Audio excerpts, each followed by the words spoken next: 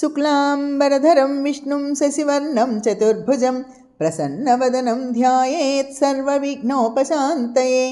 गुरुर्ब्रह्मा गुरुर्विष्णुः गुरुर्देवो महेश्वरः गुरुः साक्षात् परं ब्रह्म तस्मै श्रीगुरवे नमः। मोहान्धकारनिवहं विनिहन्तु मीडे मूकात्मनामपि महाकवितावदान्यान् श्रीकाञ्चिदेश शिशिरीकृतिजागरूकान् एकाम्रनाथ तरुणी करुणावलोकान् मातर्जयन्ती ममताग्रहमोक्षणानि माहेन्द्रनीलरुचि शिक्षणदक्षिणानि कामाक्षि कल्पिता जगत्त्रयरक्षणानि त्वद्वीक्षणानि वरदानविचक्षणानि आनङ्गतन्त्र विधिदर्शितकौशलानाम् आनन्दमन्द परिघूर्णितमन्थराणां तारल्यमम्ब तव ताडितकर्णसीम्नां कामाक्षि खेलति कटाक्ष निरीक्षणानां कल्लोलितेन करुणारसवेळ्ळितेन कल्माषितेन कमनीयमृदुस्मितेन माम् अंचितेन तव किञ्चन कुञ्चितेन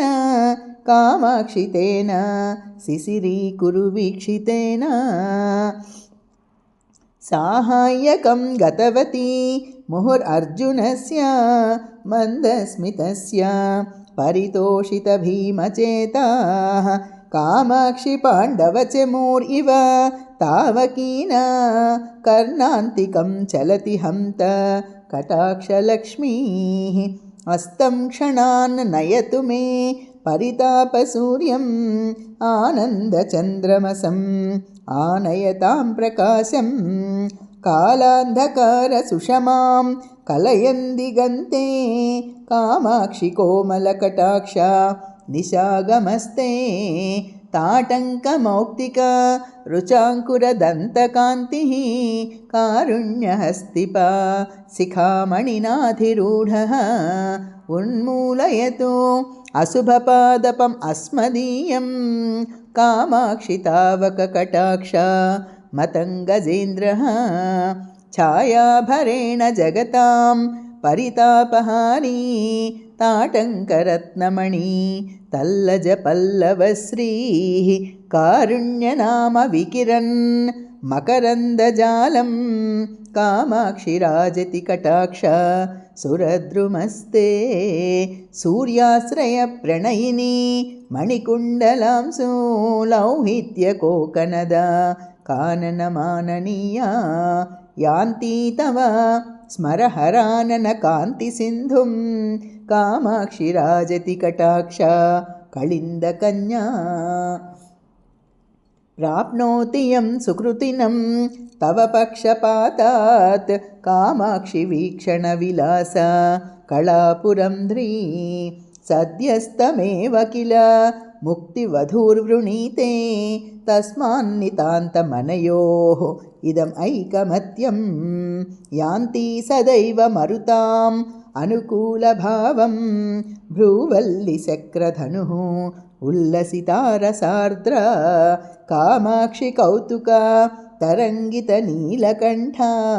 कादम्बिनीव तव भाति कटाक्षमाला गङ्गाम्भसि स्मितमये तपनात्मजेव गङ्गाधरो उरसि नवोत्पलमालिके वा वक्त्रप्रभासरसि शैवलमण्डली वा कामाक्षि राजति कटाक्ष रुचिच्छटाते संस्कारतः किमपि कन्दलितान् रसज्ञा केदारसीम्नि सुधियाम् उपभोगयोग्यान् कल्याणसूक्तिलहरी कळमाङ्कुरान्नः कामाक्षि पक्ष्मलयतु त्वदपाङ्गमेघः चाञ्चल्यमेव नियतं कलयन् प्रकृत्या मालिन्यभूः श्रुतिपथाक्रमजागरूकः कैवल्यमेव किमु कल्पयतेन तानां कामाक्षि चित्रमपि ते करुणाकटाक्षः सञ्जीवने जननी चूतशिलीमुखस्य सम्मोहने शशिकिशोरकशेखरस्य संस्तम्भने च ममताग्रहचेष्टितस्य कामाक्षि वीक्षणकला परमौषधं ते नीलोऽपि रागम् अधिकं जनयन् पुरारेः लोलोऽपि भक्तिम् अधिकां दृढयन्नराणां वक्रोऽपि देवि नमतां समतां वितन्वन् कामाक्षि नृत्यतु मयि त्वदपाङ्गपातः कामद्रुहो हृदययन्त्रणजागरूका कामाक्षि चञ्चला दृगं चलमेखला ते आश्चर्यम् अम्ब भजतां झटिति स्वकीय सम्पर्क एव विधुनोति समस्तबन्धान् कुण्ठीकरोतु विपदं मम कुञ्चितभ्रो चापाञ्चितश्रितविदेह भवानुरागः रक्षोपकारम् अनिशं जनयं जगत्यां कामाक्षि राम इव ते करुणाकटाक्षः श्रीकामकोटिशिवा लोचनशोषितस्य शृङ्गारबीजविभवस्य पुनः प्ररोहे प्रेमाम्भसार्द्रम् अचिरात् प्रचुरेण शङ्के केदारम् अम्ब तव केवलदृष्टिपातं माहात्म्यसेवधिरसौ तव दुर्विलङ्घ्य संसारविन्ध्यगिरि कुण्ठनकेलिचुञ्चुः धैर्याम्बुधिं पशुपतेः चुलुकीकरोति कामाक्षि वीक्षणा विजृम्भणकुम्भजन्मा पीयूषवर्षशिशिरा स्फुटत् उत्पलश्री मैत्री निसर्गमधुरा कृततारकाप्तिः कामाक्षि संसृतवती वपुरष्टमूर्तेः ज्योत्स्नायते भगवती त्वदपाङ्गमाला अम्बस्मरप्रतिभटस्य वपुर्मनोज्ञम् अम्भोजकाननमिव अञ्चितकण्टकाभं भृङ्गीव चुम्बति सदैव सपक्षपाता कामाक्षि कोमलरुचिः त्वदपाङ्गमाला केशप्रभा पटलनीला वितानजाले कामाक्षि कुण्डलमणेत् छविदीपशोभे शङ्के कटाक्षरुचिः अङ्गतले कृपाख्या शैलूषिका नटति शङ्करवल्लभे ते अत्यन्तशीतलम् अतन्द्रयतु क्षणार्थम् अस्तोकविभ्रमम् अनङ्गविलासकन्दम् अल्पस्मितादृतम् अपारकृपाप्रवाहम् अक्षिप्ररोहम् अचिराद् मयि कामकोटि मन्दाक्षरागतरलीकृति पारतन्त्र्यात् कामाक्षि मन्थरतरां त्वदपाङ्गडोलाम् आरुह्य मन्दम् अतिकौतुकशालिचक्षुः आनन्दमेति मुहुरर्थशशाङ्कमौळेः त्रय्यम्बकं त्रिपुरसुन्दरि हर्म्यभूमिः अङ्गं विहारसरसी करुणाप्रवाहः दासाश्च वासवमुखाः परिपालनीयं कामाक्षि विश्वमपि वीक्षणभूभृतस्ते वागीश्वरी सहचरी नियमेन लक्ष्मीः भ्रूवल्लरी वशकरी भुवनानि गेहं रूपं त्रिलोकनयना अमृतम् अम्ब तेषां कामाक्षि येषु तव वीक्षणपारतन्त्री माहेश्वरं झटिति मानसमीनम् अम्ब कामाक्षि धैर्यजलधौ नितरां निमग्नं जालेन शृङ्खलयति त्वदपाङ्गनाम्ना विस्तारितेन कुसुमायुधदास्यकोऽसौ उन्मथ्यबोध कमलाकरम् अम्बजाड्य स्तम्भे रमं मम मनो विपिने भ्रमं तं कुण्ठीकुरुष्व तरसा कुटिलाग्रसीम्ना कामाक्षि तावककटाक्ष महा अङ्कुशेन उद्वेल्लितस्तवकितैः ललितैर्विलासैः उत्थाय देवि तव गाढकटाक्षकुञ्जात् दूरं पलाययतु मोहमृगीकुलं मे कामाक्षि सत्वरम् अनुग्रहकेसरी इन्द्रः। स्नेहार्द्रतां विदलित उत्पलकान्तिचोरां जेतारमेव जगदीश्वरी जेतु कामः मानोद्धतो मकरकेतुरसौ धुनीते कामाक्षि तावककटाक्ष कृपाणवल्लीं स्रौतीं व्रजन्नपि सदा सरणिं मुनीनां कामाक्षि सन्ततमपि स्मृतिमार्गगामी कौटिल्यम् अम्बकथम् अस्थिरतां च धत्ते चौर्यं च पङ्कजरुचां त्वदपाङ्गपातः नित्यं श्रुतेः परिचितौ यतमानमेव नीलोत्पलं निजसमीप निवासलोलं प्रीत्यैव पाठयति वीक्षणदेशिकेन्द्रः कामाक्षि किं तु तव काळिमसम्प्रदायं भ्रान्त्वा मुहुर्स्तवकितस्मितफेनराशौ कामाक्षि वक्त्ररुचि सञ्चयवारिराशौ आनन्दति त्रिपुरमर्दननेत्रलक्ष्मीः आलम्ब्य देवि तव मन्दम् अपाङ्गसेतुं श्यामा तव त्रिपुरसुन्दरि लोचनश्रीः कामाक्षि कन्दलिता मेदुरतारकान्तिः ज्योत्स्नावती स्मितरुचापि कथं तनोति स्पर्धाम् अहो कुवलयैश्च तथा च कोरैः कालाञ्जनं च तव देवि निरीक्षणं च कामाक्षि साम्यसरणिं समुपैति कान्त्या निःशेषनेत्रसुलभं जगतीषु पूर्वम् अन्यत्रिनेत्रसुलभं तुहिनाद्रिकन्ये धूमाङ्कुरो मकरकेतनपावकस्य कामाक्षि नेत्ररुचि नीलिमचातुरीते अत्यन्तम् अद्भुतम् इदं नयनत्रयस्य हर्षोदयं जनयते हरिणाङ्कमौलेः आरम्भलेशसमये तव वीक्षणस्य कामाक्षि मूकमपि वीक्षणमात्रनम्रं सर्वज्ञता सकललोकसमक्षमेव कीर्तिस्वयं वर्णमाल्यवती वृणीते कालाम्बुवाह इव ते परितापहारी कामाक्षि पुष्करमधः कुरुते कटाक्षः पूर्वः परं क्षणरुचा समुपैति मैत्रीम् अन्यस्तु सन्ततरुचिं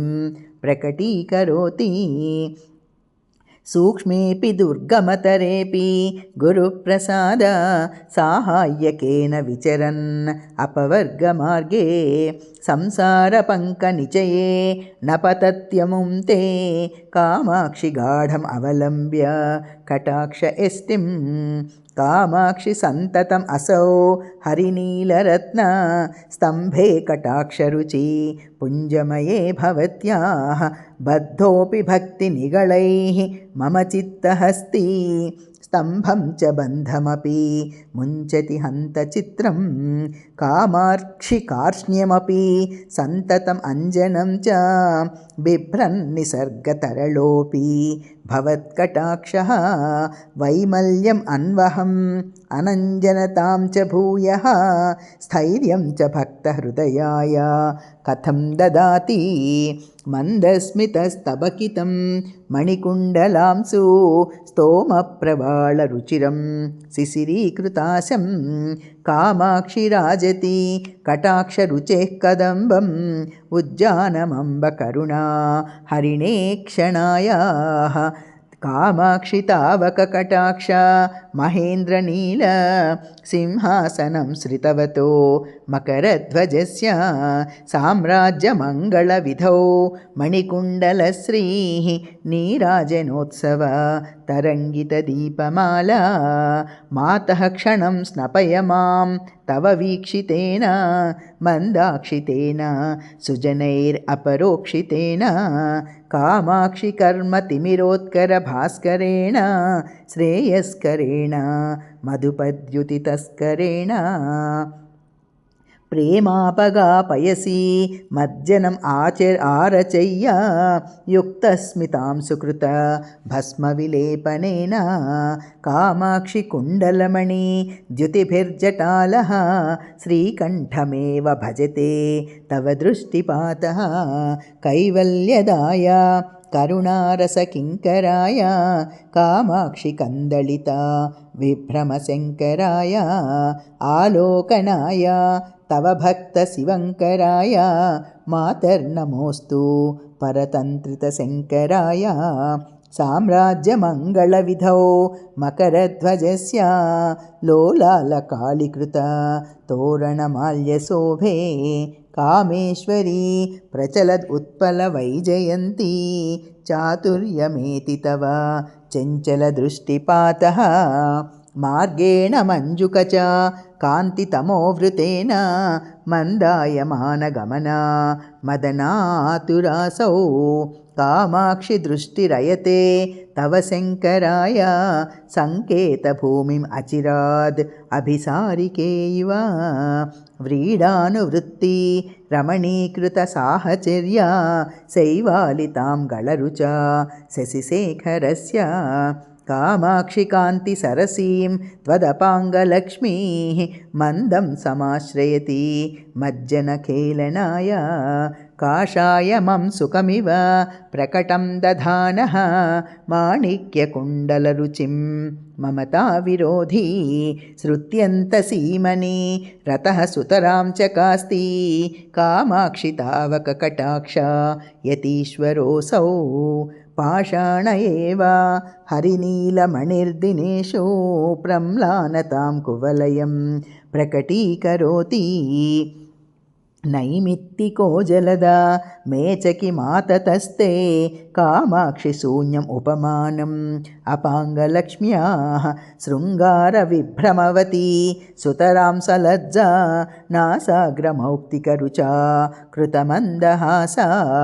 శ్యామా కటాక్ష సుషమా తవ యుక్తం ఏతత్ కామాక్షి చుంబతి దిగంబరవక్త్రబింబం నీలోత్పలేన మధుపేన చ దృష్టిపాతః కామాక్షి తుల్య ఇతి తే కథం ఆమనంతి శైత్యేన నిందతి యద్ అన్వహం ఇందుపాదాన్ పాథోరుహేణ యదసౌ కలహాయతే చ ఓష్ఠప్రభా పటల విద్రుమముద్రితే తే భ్రూవల్లి వీచి సుభగే ముఖకాంతి సింధౌ కామాక్షి వారిభర పూరణలంబమాన కాలాంబువాహ సరణిం లభతే కటాక్షః మందస్మితైర్ధవళితా మణికుండలాంసు సంపర్కలోహితరుచిః త్వదపాంగధారా కామాక్షి మల్లికుసుమైః నవపల్లవైశ్చ నీలోత్పలైశ్చ రచితే వా విభాతి మాలా కామాక్షి శీతలకృపా రసనిర్ఝరాంబః సంపర్కపక్ష్మలరుచిః త్వదపాంగమాలా గోభిः సదా పురరిపోః అభిలష్యమాణా దూర్వాకదంబక విడంబనం ఆతనోతి హృత్పంకజం మమ వికాసయతు ప్రముష్ణన్ ఉల్లాసం ఉత్పలరుచేః తమసాం నిరోధా దోషానుషంగజడతాం జగతాం ధునానః కామాక్షి వీక్షణ విలాస దినోదయస్తే చక్షుర్విమోహయతి చంద్రవిభూషణస్య కామాక్షి తావక కటాక్ష తమః ప్రరోహః ప్రత్యంగుఖం తు నయనం స్థిమితం మునీనాం ప్రాకాశ్యమేవ నయతీతి పరం విచిత్రం కామాక్షి వీక్షణరుచా యుధి నిర్జితం తే నీలోత్పలం నిరవశేష గతాభిమానం ఆగత్య తత్పరిసరం శ్రవణావతంస వ్యాజేన నూనం అభయార్థనం ఆతనోతి ఆశ్చర్యం అంబ మదనా అభ్యుదయావలంబః కామాక్షి చంచల నిరీక్షణ విభ్రమస్తే ధైర్యం విధూయ తనుతే హృది రాగబంధం శంభోః తదేవ విపరీతతయా మునీనాం जन्तोः सकृत्प्रणमतो जगदीड्यतां च तेजस्वितां च निशितां च मतिं सभायां कामाक्षिम् आक्षिक झरीमिव वैखरीं च लक्ष्मीं च पक्ष्मलयति क्षणवीक्षणं ते कादम्बिनी किम् अयते न जलानुषङ्गं भृङ्गावळी किम् उररी कुरुतेन पद्मं किं वा कलिन्दतनया सहतेन भङ्गं कामाक्षि निश्चयपदं न तवाक्षि लक्ष्मीः काकोलपावक तृणीकरणेऽपि दक्षः कामाक्षि बालकसुधाकर शेखरस्य अत्यन्तशीतलतमोऽपि चित्तं विमोहयति चित्रमयं कटाक्षः कारुण्यपूरा परिवर्तितम् अम्बमोहा कन्दोद्गतं भवमयं विषपादपं मे तुङ्गं छिनत्तु तुहिनाद्रिसुते भवत्याः काञ्चीपुरेश्वरी कटाक्षकुठारधारा कामाक्षि घोरभवरोगचिकित्सनार्थम् अभ्यर्थ्य देशिककटाक्ष भिषक्प्रसादात् तत्रापि देवि लभते सुकृती कदाचित् अन्यस्य दुर्लभम् अपाङ्गमहौषधं ते कामाक्षि देशिककृपाङ्कुरम् आश्रयन्तः नानातपोनियम नासितपाशबन्धाः वासालयं तव कटाक्षम् अमुं महान्तः लब्ध्वा सुखं समधियः विचरन्ति लोके साकूतसंलपिता संभृतमुग्धहासं व्रीडानुरागसहचारी विलोकनं ते कामाक्षि कामपरिपन्थिनि मारवीर साम्राज्यविभ्रमदशां सफलीकरोति कामाक्षि विभ्रमबलैका निधिर्विधाय भ्रूवल्लिचापकुटिलीकृतिम् एव चित्रं स्वाधीनतां तव विनाय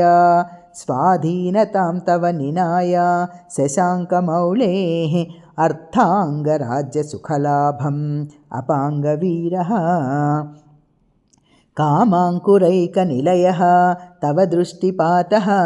कामाक्षि भक्तमनसां प्रददाति कामान् रागान्वितः स्वयमपि प्रकटीकरोति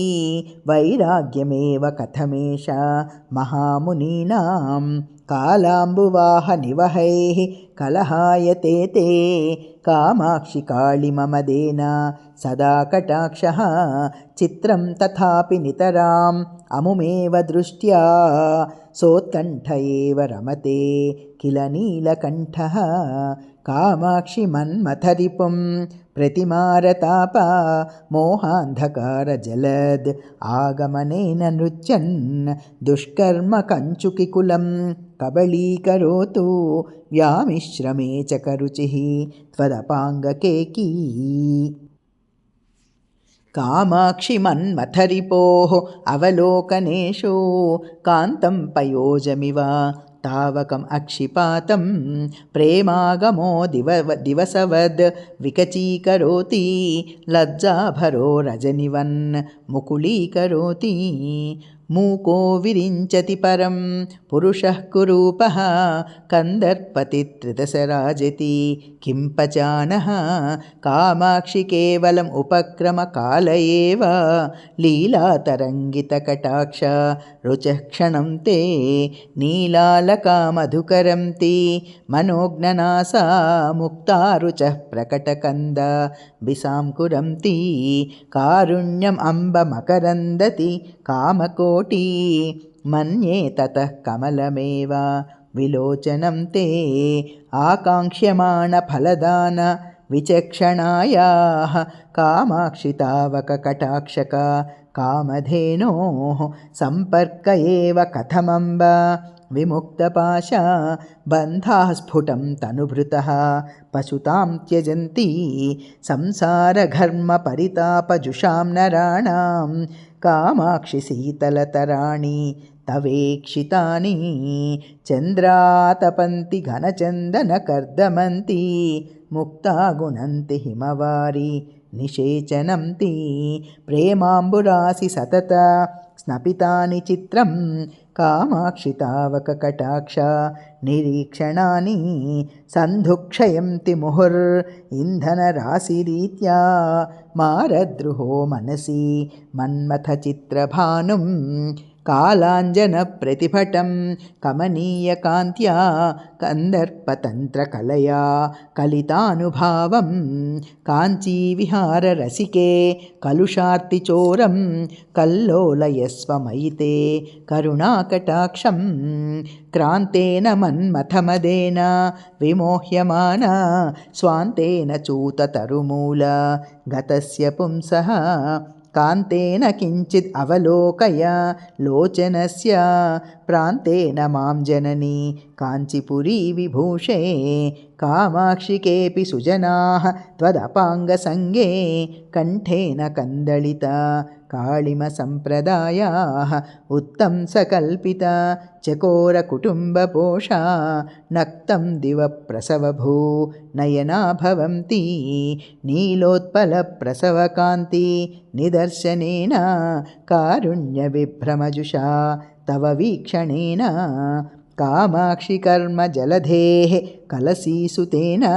पाशत्रयाद्वयम् अमी परिमोचनीयाः अत्यन्तचञ्चलम् अकृत्रिमम् अञ्जनं किं झङ्कारभङ्गिरहिता किमु भृङ्गमाला धूमाङ्कुरः किमु हुतासनसङ्गहीनः कामाक्षि नेत्ररुचि नीलिमकन्दलीते कामाक्षि नित्यमयम् अञ्जलिरस्तु मुक्ति बीजाय विभ्रममदोदय घूर्णिताय कन्दर्पदर्प पुनरुद्भव सिद्धिदाय कल्याणदाय तव देवी दृगं चलाय दर्पाङ्कुरो मकरकेतनविभ्रमाणां निन्दाङ्कुरो विदलितोत्पलचातुरीणां दीपाङ्कुरो भवतमिस्रकदम्बकानां कामाक्षि पालयतु मां त्वदपाङ्गपातः कैवल्यदिव्यमणि रोहणपर्वतेभ्यः कारुण्यनिर्झरपयः कृतम् अञ्जनेभ्यः कामाक्षि किङ्करिता शङ्करमानसेभ्यः तेभ्यो नमोऽस्तु तव वीक्षणविभ्रमेभ्यः अल्पीय एव नवम् उत्पलम् अम्बहीना मीनस्य वा सरणिः अम्बुरुहां च किं वा दूरे मृगीदृग् असमञ्जसम् अञ्जनं च कामाक्षि वीक्षणरुचौ तव तर्कयामः मिश्रीभवद्गरला पङ्किलशङ्करोरस सीमाङ्गणे किमपि रिङ्खणम् आदधानः हेलावधूतललित श्रवणोत्पलोऽसौ कामाक्षि बाल इव राजति ते कटाक्षः प्रौढीकरोति विदुषां नवसूक्तिधाटी चूताटवीषु बुधकोकिल लाल्यमानं माध्वीरसं परिमलं च निरर्गलं ते कामाक्षि वीक्षणविलास वसन्तलक्ष्मीः कूलङ्कषं वितनुते करुणाम्बुवर्षी सारस्वतं सुकृतिनः सुलभं प्रवाहं तुच्छीकरोति यमुनाम्बुतरङ्गभङ्गीं कामाक्षि किं तव कटाक्षा महा अम्बुवाहः जागर्ति देवि करुणा सुखसुन्दरीते ताटङ्करत्नरुचि दाडिमखण्डसोणे कामाक्षि निर्भरकटाक्षा मरीचिपुञ्जा माहेन्द्रनीलमणि पञ्जरमध्यभागे कामाक्षि सत्कुवलयस्य सगोत्रभावात् आक्रमति श्रुतिम् असौ तव दृष्टिपातः किं च स्फुटं कुटिलतां प्रकटीकरोति भ्रूवल्लरी परिचितस्य फलं किमेतत् एवा तवाक्षि सुषमा एषा तवाक्षि सुषमा विषम आयुधस्य नाराचवर्षलहरी नगराजकन्ये शङ्के करोति स तथा हृदि धैर्यमुद्रां श्रीकामकोटि यदसौ शिशिरां सुमौलेः बाणेन पुष्पधनुषः परिकल्प्यमाना त्राणेन भक्तमनसां करुणाकरेण कोणेन कोमलदृशः तव कामकोटि सोणेन शोषयसि वे मम शोकसिन्धुं मारद्रुहा मुकुटसीमनि लाल्यमाने मन्दाकिनी पयसिते कुटिलं चरिष्णुः कामाक्षि कोपरभसात् वलमानमीन सन्देहम् अङ्कुरयति क्षणम् अक्षिपातः कामाक्षि संवलित मौक्तिककुण्डलांसु चंचत्स्मित श्रवणचामरचातुरीकः स्तम्भे निरन्तरम् अपाङ्गमये भवत्या बद्धश्च कास्ति मकरध्वजमत्तहस्ती यावत्कटाक्षरजनी समयागमस्ते कामाक्षि तावद् अचिरात् नमतां नराणाम् आविर्भवति अमृतदीधितिबिम्बमम्ब संविन्मयं हृदयपूर्व गिरीन्द्रशृङ्गे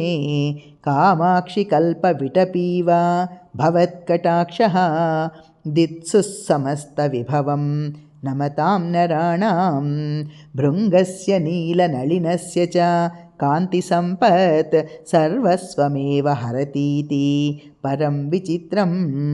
अत्यन्तशीतलम् अनर्गळकर्मपाक काकोलहारिसुलभं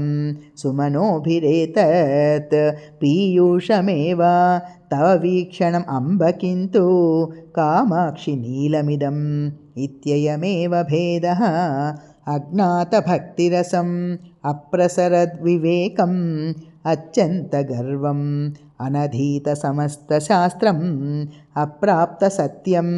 असमीपगतं च मुक्तेः कामाक्षि माम् अवतु ते करुणाकटाक्षः पातेन लोचनरुचेः तव कामकोटि पोतेन पातकपयोधि भय आतुराणां पूतेन तेन नवकाञ्चनकुण्डलांसु वीतेन शीतलया भूधरकन्यके माम् एतत्कटाक्षशतकं घनसाररम्यं भक्त्या सकृत् पठति यत्कृतनित्यकर्मा तस्मै प्रसीदति इतरां तिलकामकोटि धर्मार्थकामम् अखिलं परमं च सौख्यम् इति कटाक्षशतकं सम्पूर्णम्।